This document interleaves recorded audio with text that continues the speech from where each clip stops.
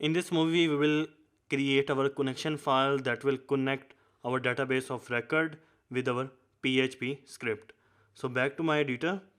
In the folder of include, I'm gonna create one new file with the name of db.php. Now inside this file, I will add the necessary thing in order to create our connection with database. So first adding PHP scope, and then I will have this variable connecting db that will be equal to our new PDO constant. I will use the PDO MySQL layer in order to work with database. So in the first argument of this PDO layer, I have to put the PDO layer name. So it will be MySQL inside single quote, and then I have to specify the host name. As we are working locally, so our host will be local host, then putting semicolon, and then I have to add the database name. So I can add the database name by adding db name, and then I have to mention my database. So we have this database of record, so mentioning this database name here, so it will be record. Then in the second parameter, we have to specify the username of our database. As I don't have any username and password with this database, so I will use the default username and password, and the default username and password is root. So in the second parameter, adding this root default username, and in the third parameter I will add the password of my database. So I am using the default database with the username of default root, so its password will be empty one. That's why this empty string. Now all of this first parameter I wrote here is called data source network, DSN. So for the better demonstration, I'm gonna cut all of this from here, and let's create one variable with the name of DSN and put that string here. Now adding semicolon, now I can simply mention this variable here. So adding this variable DSN. Now this is it for creating a connection file. So save this file. Now we will add the necessary thing inside this insert into database file, so that we can use this file of db.php to add our data. So right at the top of this insert into database.php file, I will add PHP scope, and right on line 2 we have to require this file of db.php. So require underscore once function, and putting this database file name db.php. So now we require this file, which means I can use anything out of this file in this insert into database file. So right on the next line I will have one if condition. So the basic idea is we will add some data inside this form, and when the user will click on this submit your record button, we will take our data. So we are taking our data by a user click on this button submit your record. So I have to add a PHP function that can record whether this button has been clicked or not. So I can use this PHP function which is set. So I will say if this button is set, if this button is clicked, so we have to get the name of this submit your record button.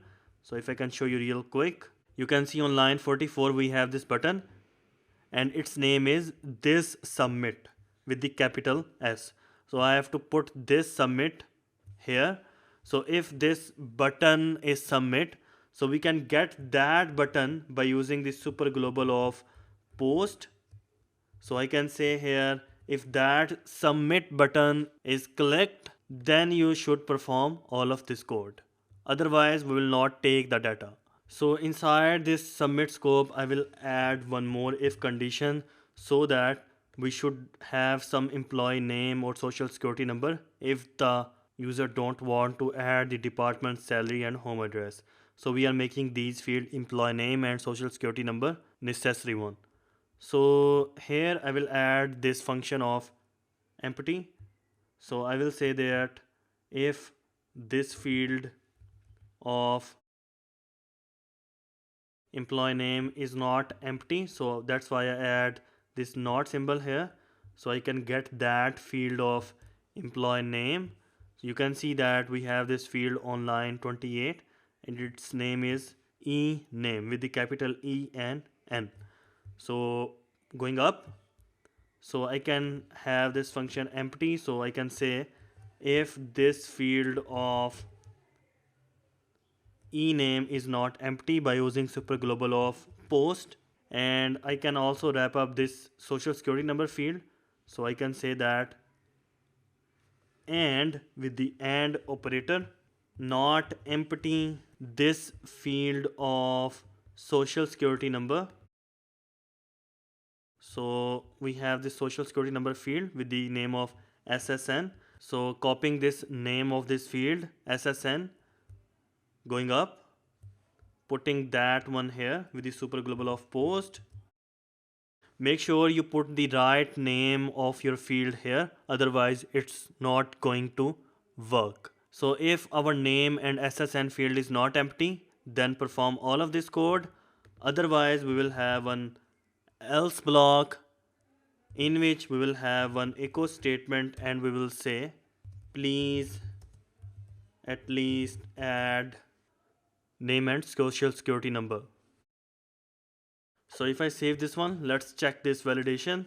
So if I refresh this page to bring the new PHP, you can see I got the error db.php failed to open this file. So we have the smaller b here and in our file we have the capital B. So I have to correct the file name, so db.php. Saving this file, now refreshing my page. And one more thing here, this file is in include folder, so I have to add the include here. So go to my include folder and look for this file. Saving this one. So if I refresh my page now, you can see no error. If I submit this button, you can see I got the error message, please at least name and social security number. So please add. So I can apply one class on this echo of error. So I will add the span tag on this echo inside the double quote and its class will be field info heading. So I cannot use the double quote inside double quote, so let's make this one single quote. So we applied the class of field info heading and now we need to end this span at the end, so adding slash span. So let's add this class of field info heading.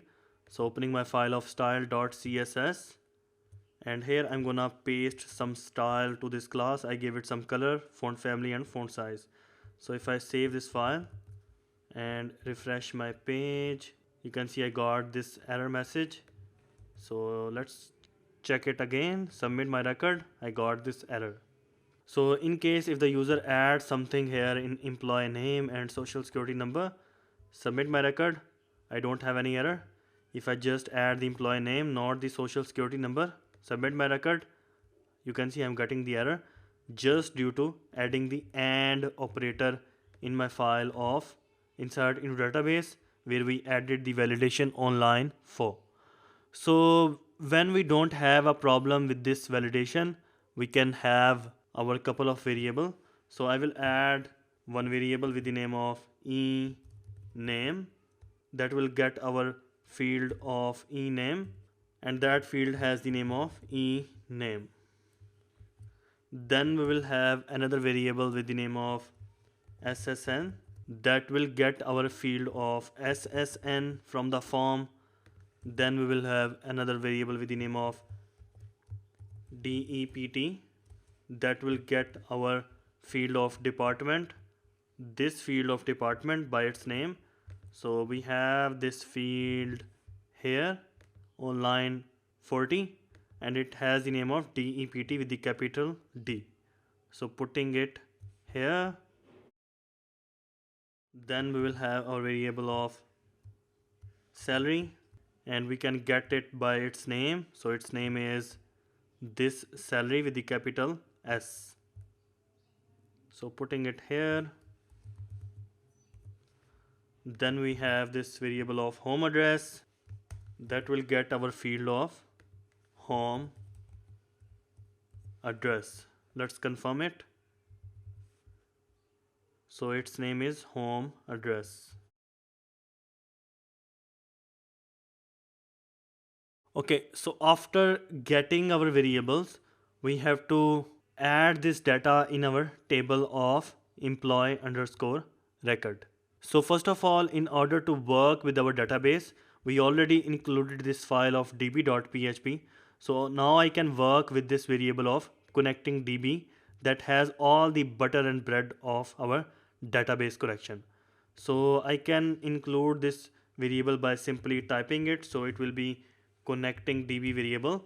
In the previous PHP version, we have to add the global constant before this variable that is being saved inside the other file. But in the latest version of PHP, we don't have to add the global. So I'm gonna add this global in case if any one of you are using the lower version of PHP. Otherwise, if you are using the current version of PHP, you don't have to add the global. Now I grabbed this connecting DB variable. So right on the next line, I can add my query. So writing this SQL here. So our SQL will be insert